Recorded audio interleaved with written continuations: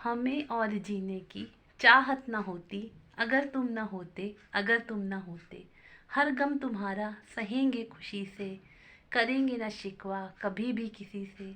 जहाँ हम पे हंसता, खुशी हम पे रोती, अगर तुम न होते, अगर तुम न होते। जी हाँ, आज तो आप समझ ही गए होंगे मैं किस विषय पे बात करना चाह रही हूँ। मैं बात करना चाह रही हूँ रीमैरिज पे, पुनर्विवाह पे।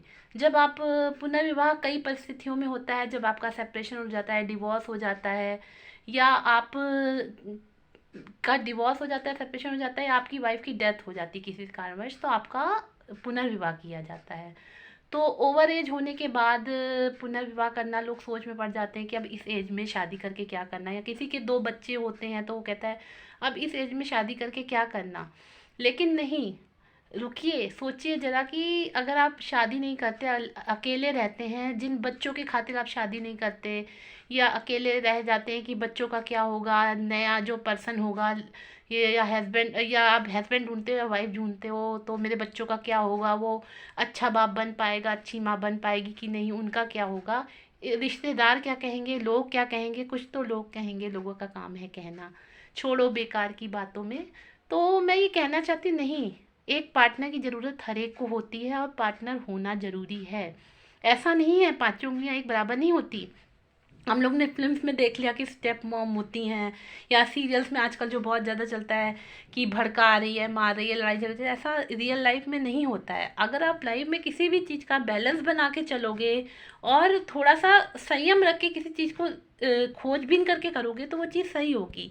इन्वेस्टिगेशन करके, जैसे कि आप किसी पर्सन से, पहली शादी भी कभी कभार गलत हो जाती है, तो अगर आप इन्वेस्टिगेशन करोगे, देखोगे, रहोगे, आजकल तो लिव इन का प्रावधान है, तो आपको जिस बंदे को या जिस पर्सन को अपनी लाइफ में दोबारा लाना है, या फिर से रीस्टार्ट करनी है अपनी लाइफ, तो पहले कुछ दिन उनके साथ रहिए, बातें करिए। आजकल तो सोशल मीडिया का ज़माना है, तो तरीका तो यही एक हो सकता है, रहिए, बातें करिए, क्योंकि जो चीज़ें आपको दूर से नहीं पता चलती हैं, ऐप के थ्रू नहीं पता चलेंगी। अगर आपने मैरिज ऐप वाले है, तरह तरह के शादी.com है, उसमें जो बातें नहीं पता चलेंगी वो आपको उसके व्यवहार और बातचीत का, उसके संग रहने में, उस बंदे के संग थोड़ा समय स्पेंड करने में। और आजकल के समय में ये कोई शर्माने वाली बातें नहीं है।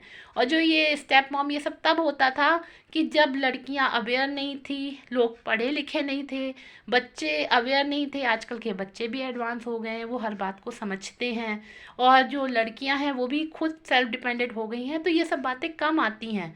तो ये सोच सोच के लोग क्या कहेंगे, ज़माना क्या कहेगा, लाइफ अकेले नहीं बीतती है। इसके लिए मैं एक छोटी सी कहानी, बड़ी है लेकिन उसे शॉर्ट में बताना चाहूँगी। एक लड़के की वाइफ ने उसके फादर को दही नहीं दी खाने में, डिनर में, और लड़के को दही दे दी खाने के लिए। उसने कहा कि पिताजी को दही क्यों नहीं दी, तो उसने कहा नहीं, पिताजी के लिए दही ख़त्म हो गई है, नहीं है। तो दूसरे दिन लड़का उठा, मैरिज ब्यूरो में गया और पिताजी के लिए एक लेडी ढूंढ के लाया उनकी एज की, कहा पिताजी से मैरिज कर लीजिए।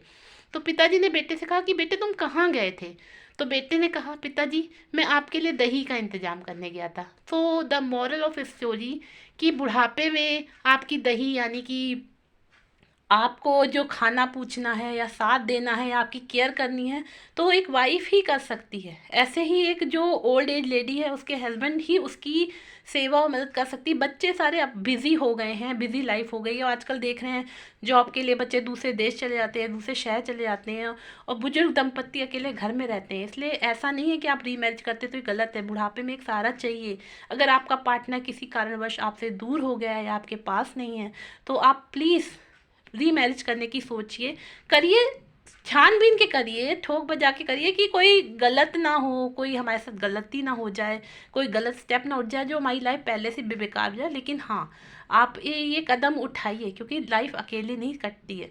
कोई दीवाना कहता है, कोई पागल समझता है, मगर धरती की बेचैनी को बस बादल समझता है। तुम मुझसे दूर कितनी है, मैं तुझसे दूर कितना हूँ, ये मेरा दिल समझता है, ये या तेरा दिल समझता है। और कोई सुन ले ना ये किस्सा, बहुत डर लगता है, मगर डरने से क्या हासिल, मगर डरने से क्या हासिल, मोहब्बत का सफ़र है, बड़ी नाजुक है ये मंजिल। मोहब्बत का सफ़र है।